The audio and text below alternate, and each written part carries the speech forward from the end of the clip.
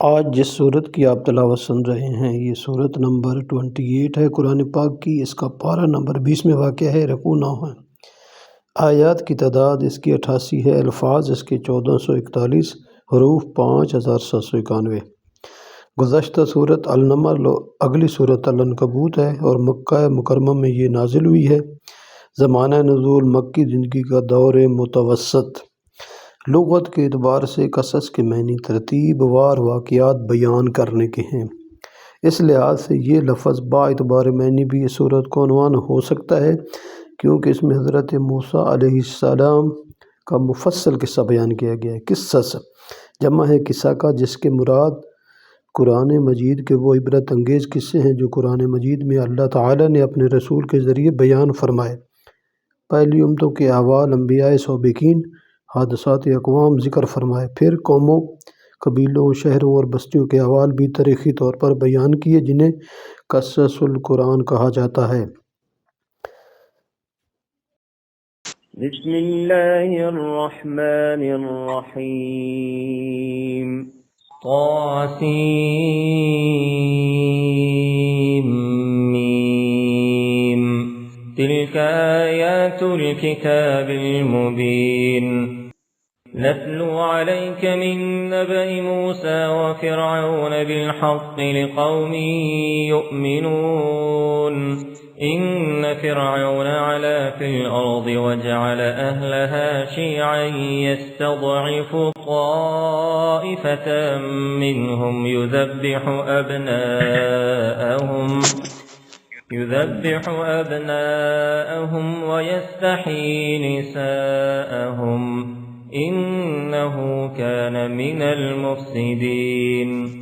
वनुरीदु अन नमुन्ना अलल्लज़ीना इस्तुज़इफ़ू फ़िल अर्ज़ि वनजअलहुम अइम्मतन वनजअलहुमुल वारिसीन। वनुमक्किन लहुम फ़िल अर्ज़ि वनुरिय फ़िरऔन वहामान वजुनूदहुमा मिन्हुम मा कानू यहज़रून। वअवहयना इला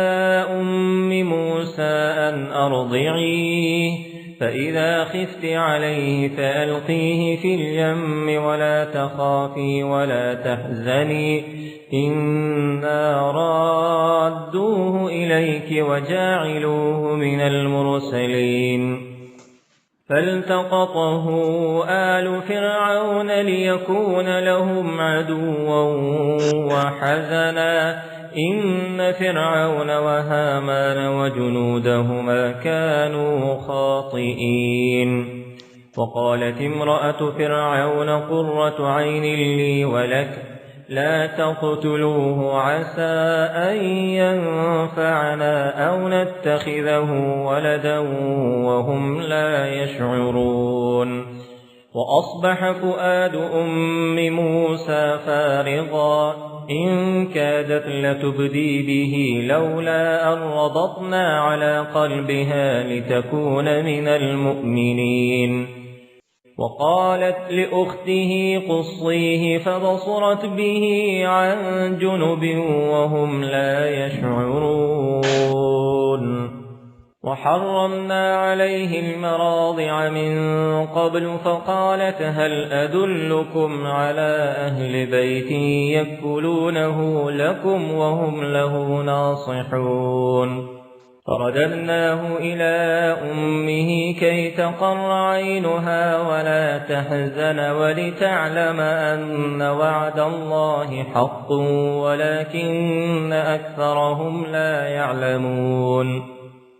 ولما بلغ أشده واستوى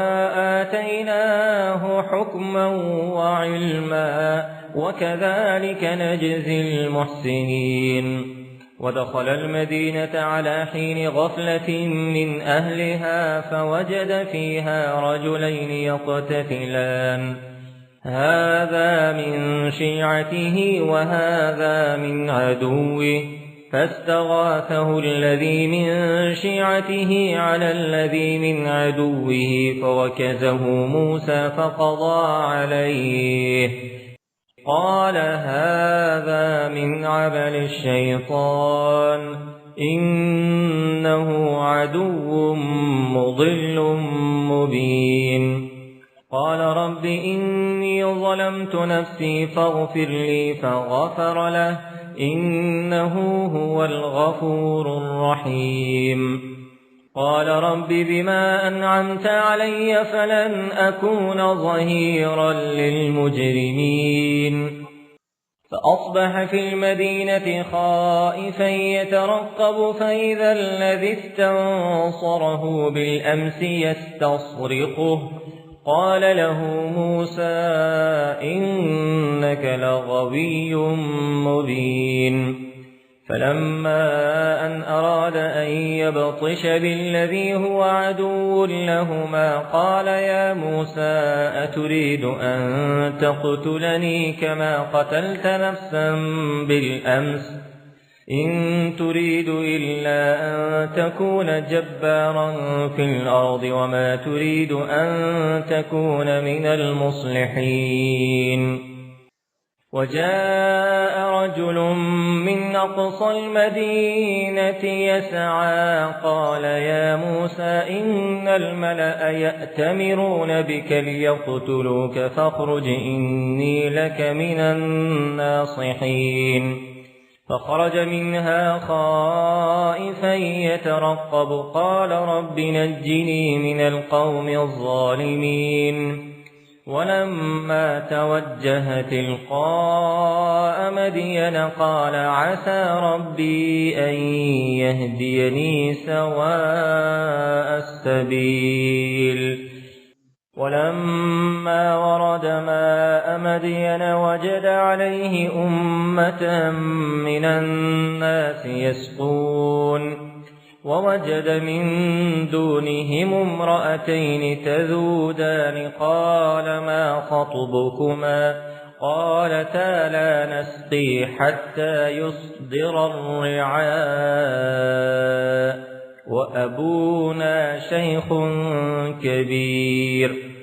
فسقى لهما ثم تولى إلى الظل فقال رب إني لما أنزلت إلي من خير فقير فجاءته إحداهما تمشي على استحياء قالت إن أبي يدعوك ليجزيك أجر ما سقيت لنا فلما جاءه وقص عليه القصص قال لا تخف نجوت من القوم الظالمين قالت إحداهما يا أبت استأجره إن خير من استأجرت القوي الأمين قال إني أريد أن أنكحك إحدى ابنتي هاتين على أن تأجرني 8 حجج فإن أتممت 10 فمن عندك وما أريد أن أشق عليك ستجدني إن شاء الله من الصالحين قال ذلك بيني وبينك أيما الأجلين قضيت فلا عدوان علي والله على ما نقول وكيل فلما قضى موسى الأجل وسار بأهله آنس من جانب الطور نارا قال لأهلهم كثوا إني آنست نارا لعلي آتيكم منها بخبر أو جذوة من النار لعلكم تصطلون فلما أتاها نودي من شاطئ الوادي الأيمن في البقعة المباركة من الشجرة أي يا موسى إني أنا الله رب العالمين وأن ألق عصاك فلما رآها تهتز كأنها جان ولا مدبرا ولم يعقب يا موسى أقبل ولا تخف إنك من الآمنين اسلك يدك في جيبك تخرج بيضاء من غير سوء واضمم إليك جناحك من الرهب فذلك برهانان من ربك إلى فرعون وملئه إنهم كانوا قوما فاسقين قال رب إني قتلت منهم نفسا فأخاف أن يقتلون وأخي هارون هو أفصح مني لسانا فأرسله معي يرد أن يصدقني إني أخاف أن يكذبون قال سنشد عضدك بأخيك ونجعل لكما سلطانا فلا يصلون إليكما بآياتنا أنتما ومن اتبعكما الغالبون فلما جاءهم موسى بآياتنا بينات قالوا ما هذا إلا سحر مفترى وما سمعنا بهذا في آبائنا الأولين وقال موسى ربي أعلم بمن جاء بالهدى من عنده ومن تكون له عاقبة الدار إنه لا يفلح الظالمون وقال فرعون يا أيها الملأ ما علمت لكم من إله غيري فأوقد لي يا هامان على الطين فاجعل لي صرحا لعلي أطلع إلى إله موسى وإني لأظنه من الكاذبين واستكبر هو وجنوده في الأرض بغير الحق وظنوا أنهم إلينا لا يرجعون فأخذناه وجنوده فنبذناهم في اليم فانظر كيف كان عاقبة الظالمين وجعلناهم أئمة يدعون إلى النار ويوم القيامة لا ينصرون وأتبعناهم في هذه الدنيا لعنة ويوم القيامة هم من المقبوحين ولقد آتينا موسى الكتاب من بعد ما أهلكنا القرون الأولى بصائر للناس وهدى ورحمة لعلهم يتذكرون وما كنت بجانب الغربي إذ قضينا إلى موسى الأمر وما كنت من الشاهدين ولكننا أنشأنا قرونا فتطاول عليهم العمر وما كنت ثاويا في أهل مدين تتلو عليهم آياتنا ولكننا كنا مرسلين وما كنت بجانب الطور إذ نادينا ولكن رحمة من ربك لتنذر قوما ما أتاهم من نذير من قبلك لعلهم يتذكرون ولولا أن تصيبهم مصيبة بما قدمت أيديهم فيقولوا ربنا لولا أرسلت إلينا رسولا فنتبع آياتك ونكون من المؤمنين فلما جاءهم الحق من عندنا قالوا لولا أوتي مثل ما أوتي موسى أولم يكفروا بما أوتي موسى من قبل قالوا سحران تظاهرا وقالوا إنا بكل كافرون قل فأتوا بكتاب من عند الله هو أهدى منهما أتبعه إن كنتم صادقين فإن لم يستجيبوا لك فاعلم أنما يتبعون أهواءهم ومن أضل ممن اتبع هواه بغير هدى من الله إن الله لا يهدي القوم الظالمين ولقد وصلنا لهم القول لعلهم يتذكرون الذين آتيناهم الكتاب من قبله هم به يؤمنون وإذا يتلى عليهم قالوا آمنا به إنه الحق من ربنا إنا كنا من قبله مسلمين أولئك يؤتون أجرهم مرتين بما صبروا ويدرؤون بالحسنة السيئة ومما رزقناهم ينفقون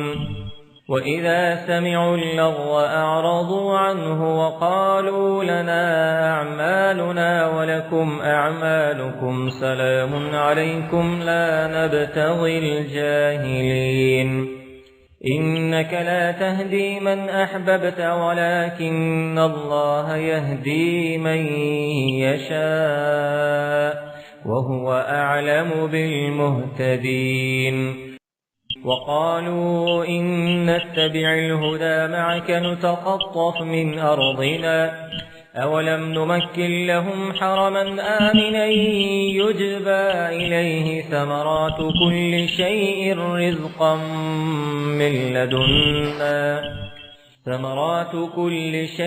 رزقا من لدنا ولكن أكثرهم لا يعلمون وكم أهلكنا من قرية بطرت معيشتها فتلك مساكنهم لم تسكن من بعدهم إلا قليلا وكنا نحن الوارثين وما كان ربك مهلك القرى حتى يبعث في أمها رسولا يتلو عليهم آياتنا وما كنا مهلك القرى إلا وأهلها ظالمون وما أوتيتم من شيء فمتاع الحياة الدنيا وزينتها وما عند الله خير وأبقى أفلا تعقلون أفمن وعدناه وعدا حسنا فهو لاقيه كمن متعناه متاع الحياة الدنيا ثم هو يوم القيامة من المحضرين ويوم يناديهم فيقول أين شركائي الذين كنتم تزعمون قال الذين حق عليهم القول ربنا هؤلاء الذين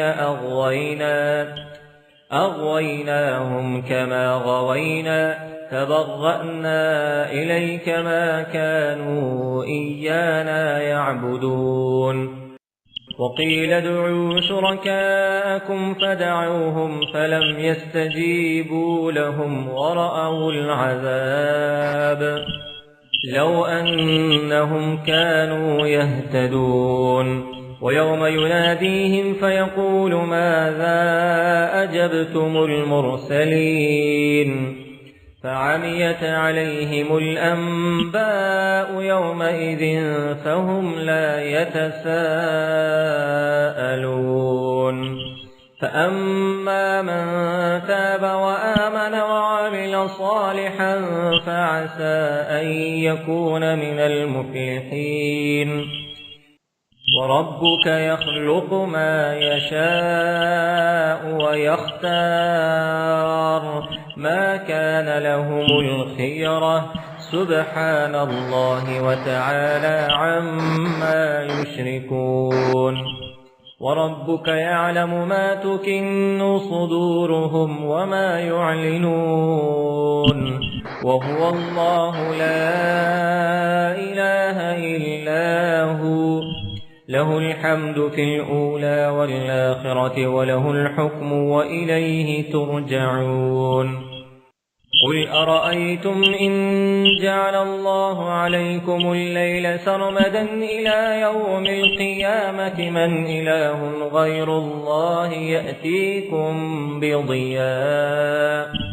أفلا تسمعون قل أرأيتم إن جعل الله عليكم النهار سرمدا إلى يوم القيامة من إله غير الله يأتيكم بليل تسكنون فيه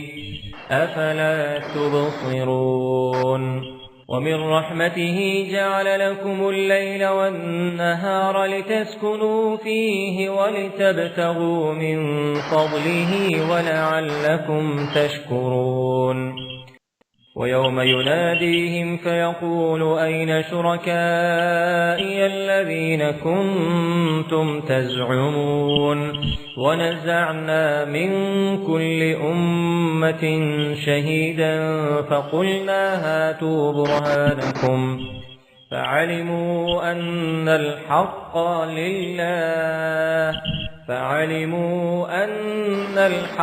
لله وضل عنهم ما كانوا يفترون إن قارون كان من قوم موسى فبغى عليهم وآتيناه من الكنوز ما إن مفاتحه لتنوء بالعصبة أولي القوة إذ قال له قومه لا تفرح إن الله لا يحب الفرحين وابتغ فيما آتاك الله الدار الآخرة ولا تنس نصيبك من الدنيا وأحسن كما أحسن الله إليك ولا تبغ الفساد في الأرض إن الله لا يحب المفسدين قال إنما أوتيته على علم عندي أولم يعلم أن الله قد أهلك من قبله من القرون من هو أشد منه قوة وأكثر جمعا ولا يسأل عن ذنوبهم المجرمون فخرج على قومه في زينته قال الذين يريدون الحياة الدنيا يا ليت لنا مثل ما أوتي قارون إنه لذو حظ عظيم وقال الذين أوتوا العلم ويلكم ثواب الله خير لمن آمن وعمل صالحا ولا يلقاها إلا الصابرون فخسفنا به وبداره الأرض فما كان له من فئة ينصرونه من دون الله وما كان من المنتصرين وأصبح الذين تمنوا مكانه بالأمس يقولون ويك أن الله يبسط الرزق لمن يشاء من عباده ويقدر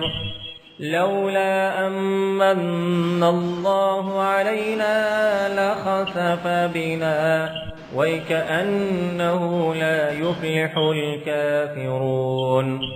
تلك الدار الآخرة نجعلها للذين لا يريدون علوا في الأرض ولا فسادا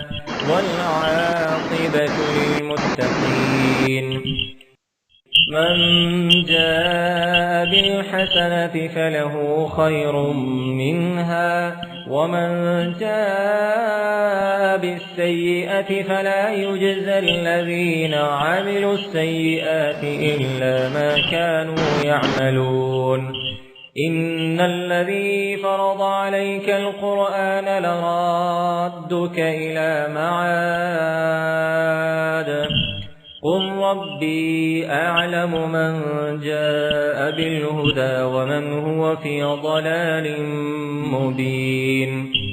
وما كنت ترجو أن يلقى إليك الكتاب إلا رحمة من ربك فلا تكونن ظهيرا للكافرين ولا يصدنك عن آيات الله بعد إذ أنزلت إليك وادع إلى ربك ولا تكونن من المشركين ولا تدع مع الله إلها آخر لا إله إلا هو كل شيء هالك إلا وجهه له الحكم وإليه ترجعون